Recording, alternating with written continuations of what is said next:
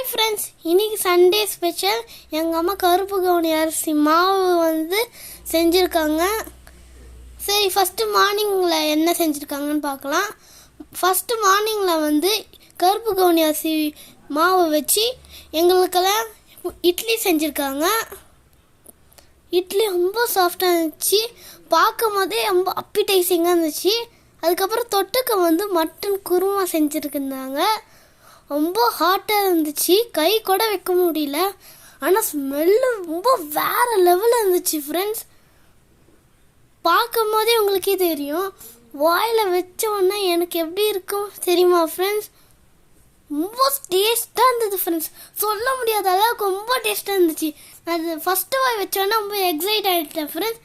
எங்கள் அம்மா கிட்ட நான் ரொம்ப நல்லா இருக்குன்னு சொன்னேன். நெக்ஸ்ட்டு மதியானத்துக்கு பார்க்கலாம். மதியானத்துக்கு எங்கள் அம்மா மட்டன் பிரியாணி செஞ்சுருக்காங்க.